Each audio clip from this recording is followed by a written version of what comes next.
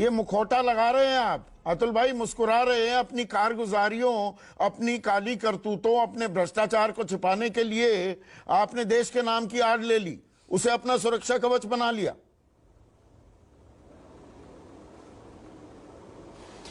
ऐसा है संदीप भाई, अच्छा हुआ कि देश के सबसे ईमानदार पॉलिटिशियन हेमंत बिस्वा शर्मा ने इस बात को उठाया है, क्योंकि देश के प्रधानमंत्री तो कहते हैं कि सारे भ्रष्टाचारी जो भी जफर इस्लाम भी काली करतूतें वगैरह वगैरह क्या कह रहे हैं।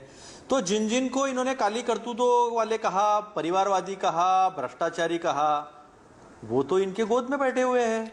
प्रधानमंत्री जी कल भाषण दे रहे थे, थोड़ा सा दाया बाया देख लेते, अपने इर्द गिर्द देख लेते तो सारे भ्रष्टाचारियों को जमा करके आपने झोली में बिठाया है और अपना दामन से उनको बचा रहे। तो कौन सा दामन इनका पाक साफ है ये भी ये बताएं।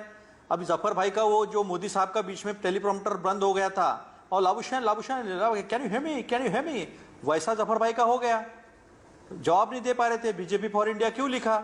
और ये देश के प्रधानमंत्री जो है वो देश के नाम से मतदान मांगते हैं, कौन सी काली करतूत छुपाते? मैं बोलता हूं, आप पीछे बोलना, vote for India, vote for India, vote for India, vote for India, vote for India. ये देश के प्रधानमंत्री कहते हैं, तब इन्हें कुछ लगा नहीं। कौन सी काली करतूतें छुपा रहे थे? जिस एनसीपी को नेचुरली करप्ट पार्टी 27 जून को कहते हैं, उनके सारे लोग लेकर उन्हें 9 मंत्रालय दे देते और सारे के सारे कैबिनेट। तो जितने भी लोगों को इन्होंने गलत कहा है, उनको गले लगाया है, तो काली करतूतें कौन छुपा रहा है ये जनता नहीं समझती। अगर ऐसा उनका कहना होगा तो ये जनता जानती है। नहीं, क्या हुई है? सुशील मोदी हमदर्द बनकर देश की बात कही, सुनिए ना तो अतुल इनको भाई, पेट दर्द हुआ है। सुशील मोदी ये भी कह रहे हैं कि ये इंडिया नाम रखकर ये भी साफ कर दिया है विपक्ष ने कि इनका गरीब गुरबों से, गांव देहात में रहने वाले लोग जो मूलभूत सुविधाओं की अभी भी उनके लिए दरकार है और इंतजार है, उनकी अनदेखी किस तरह से करते हैं। ये चांदी की चम्मच मुंह में रखने वाले लोग हैं, इसीलिए इंडिया पसंद आता है, भारत नहीं पसंद आता। नहीं, कैसा है संदीप भाई, हम लोग 35 साल तक भिक्षा नहीं मांगे, लेकिन भिक्षा मांगकर कोई अमेरिका में, हॉलीवुड में जाकर अपना फोटो निकालता है। जब इंटरनेट नहीं था, भिक्षा मांग रहे थे, वो इंटरनेट इस्तेमाल करते थे। जब इलेक्ट्रॉनिक कैमरा नहीं था, भिक्षा मांगकर इलेक्ट्रॉनिक कैमरा का इस्तेमाल करते थे। भिक्षा मांगकर वो सारा विदेश घूमकर आते थे, फ्रांस से उनका नाता था। तो ये सारी चीजें जो है, ये सारी चीजें तो जनता के सामने है। तो बहरूपीय की बात जो है, और एक चेहरे पे कई चेहरे लगा लेते हैं, तो ये तो बात सबसे ज्यादा लागू किस पर पड़ती है, सारा देश जानता है। तो मैंने यही कहा ना आपको कि हम क्या हमदर्द बन गए।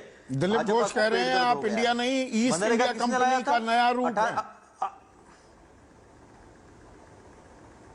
नहीं, ऐसा है कि ईस्ट इंडिया कंपनी का नया रूप तो भाजपा ज्यादा सूटेबल है। सारी कंपनियां दो लोग बेच रहे, 2 लोग खरीद रहे।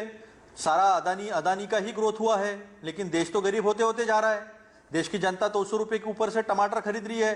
कोई चीज सस्ती नहीं है, लेकिन इनके आंकड़े सस्ते दिखाते हैं। तो देखिए आप, मनरेगा देने वाले हम जो ईस्ट इंडिया कंपनी, हमने फूड सिक्योरिटी लाया, हम ईस्ट इंडिया कंपनी, हमने राइट टू इंफॉर्मेशन दिया, हम ईस्ट इंडिया कंपनी, हमने राइट टू एजुकेशन लाया, हम ईस्ट इंडिया कंपनी, हमने लोगों को आइडेंटिटी दी, UIDAI जिसका नाम इन्होंने आधार रखा, जिसका विरोध किया था, तो हम ईस्ट इंडिया कंपनी है। और सारी कंपनियां एक ही आदमी, 2 ही लोगों को बेची जा रही है। तो ये लोग जो है, ये गरीबों के हमदर्द है। जो सस्ता कच्चा तेल रशिया से मिला $50 से, वो तक रिलायंस और नायरा कंपनी ने विदेशों को रिफाइन करके बेच दिया, लेकिन देश के जनता को दिया नहीं। जो टैक्स पे टैक्स लगा के जनता को लूट रहे, वो जनता के हमदर्द बने फिर घूम रहे हैं। बताइए मुझे, $112 का कच्चा तेल था, तब 72 रुपए मिलता था। अभी तो एवरेज $60 के ऊपर नहीं है। चलिए वो चर्चा तो अभी आगे बढ़ाएंगे, पहले नाम की बात पर ही 1 मिनट अतुल भाई, नाम पर ही